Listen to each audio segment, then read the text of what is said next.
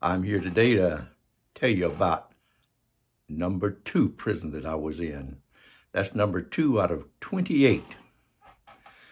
Well, I'll tell you about it. I started down to Columbia in a twin beach. That's a Beach 18. I think I had one of them latest models, H models.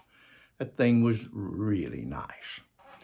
And I left out of Texas, and I flew down. I had to refuel, and I stopped in San Pedro Sula, Honduras.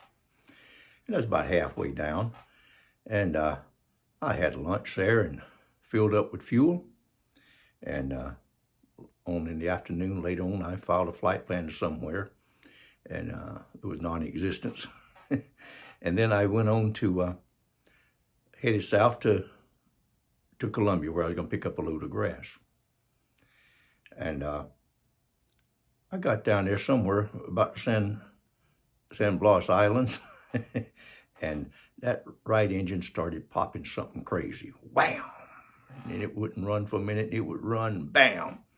The magneto had gone out. Those airplane engines run on magnetos, and they have 2 spark plugs go into each cylinder, those round cylinders like you see on motorcycles. And anyhow, those old planes had round cylinders. So that thing, every time it would fire, it would be overloaded with fuel, and it would really shake that aircraft. So I had to shut that engine down. And it was raining. Seemed like all my troubles was always in the rain. So, well, I couldn't go on like that. I had to go back and get a magneto, get it fixed. So I turned around. It was several hours back. And I wonder where to go now. And I said, well, I just left San Pedro Sula, Honduras. So I was on a flight plan, and I can go back there and land, and there'd be no questions asked. That was a wrong thing to think. But anyway, I came over, and I got there, and it looked like jungle out there with a white strip concrete and a little moonlight night out there. It's kind of broken clouds, and I kept radioing in, nothing on one engine, and so I circled the runway, turned my landing lights on, and flashed them. Nothing. I turned on the emergency frequency, 121.5. Not a word, nothing. So I think I circled 90 degrees to the tower, which you're supposed to do. I did it over and over again, and nothing. So I said, well, I just got to land anyway. So I lined up, and I feathered the left engine since the right one was already feathered. And I landed right fast, probably 100 miles an hour, and it was a tail dragger. So those things are ground loop on you if you're not careful with you. One engine running, or one propeller feathered and another one not. So I rolled right up into the ramp and turned around, and I was fooling around getting out of the airplane, wondering why in the world nobody's here. At the time I opened the door, there was a truck with about 20 soldiers around it, with all of them with their guns pointed at me. If I had sneezed or stomped my foot, they would all shot and killed each other, shooting through me. And there's one officer came up with his pistol holding it up just like this here in his hand, right in my face, and boy, they put me in the truck and took me to the prison. What in the world for? I'd done nothing wrong. I don't know when I found out, but the deal was that San Pedro Sula is both civil and military airport in the daylight hours, but in the nighttime, it's only fully military. So I had landed at a military base without permission, and they treated me rather rough, and they took me to the prison, and the old prisoner, the old guard there was pretty jolly. It was like a courtyard, and big cages, big rooms with maybe, I don't know, 20, 30, 40 people in them, and bars all in the front because it was hot. And he took me up to the front of it, and he shook his head and scratched his head. No, I don't think you do. Then he took me to the next one, and it had a bunch of women. They was about naked in there for the heat. And one of them had a big old boob, and she just said, bring him in here, bring him in here. And he looked me over, up and down. He said, no, I don't believe you could stand that. So we went on around 2 or 3 of them big cages. And out in the middle of that courtyard was two trees, like a flower bed. So one of them had a bulldog chained to it, and the other one had a big old goat. I guess they was going to kill that goat and eat it. And he asked me, which one of those you want to be chained to?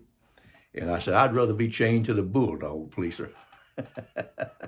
So he put a chain on me. I guess it was 8 or 10 feet long, and that bulldog wasn't nothing but about a puppy. And that thing like to lick me to death.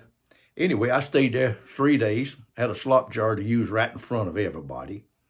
And they bring me some food out every once in a while. And that old dog and I got along good. He was a fat puppy.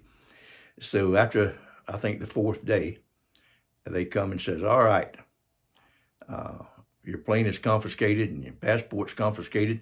You got to go to Tegucigalpa. That's the capital of Honduras, and you got to see General, what is it, Cuba? Castro. You got to see General Castro, and he'll take care of this.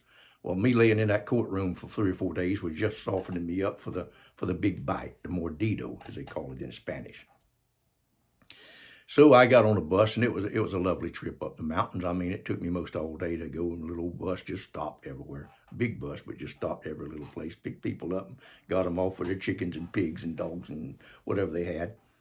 So I got to the capital and went to the hotel, and the next morning was Sunday morning. And I went down and asked a taxi driver, do you know where Senor Castro lived? Si, senor. He knew exactly where he lived. That's a city with, I guess, several million people in it, but he knew where the general lived. So I went to the house and got out and asked at the gate, and there was a servant come out, and she was very nice. And so she went in, and Senor Castro, the general, came out. He was in a singlet. We call them like slingshot underwear.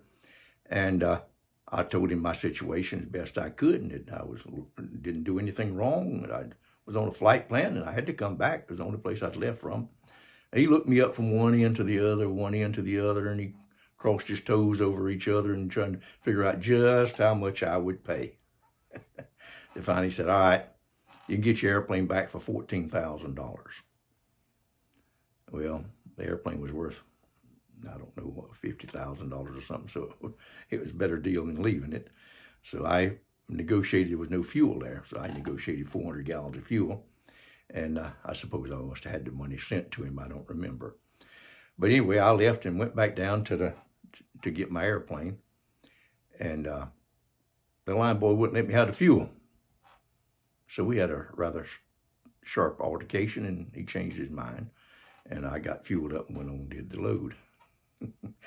But yes, that was the most interesting prison that I was ever in, being chained to a bulldog. Thank you.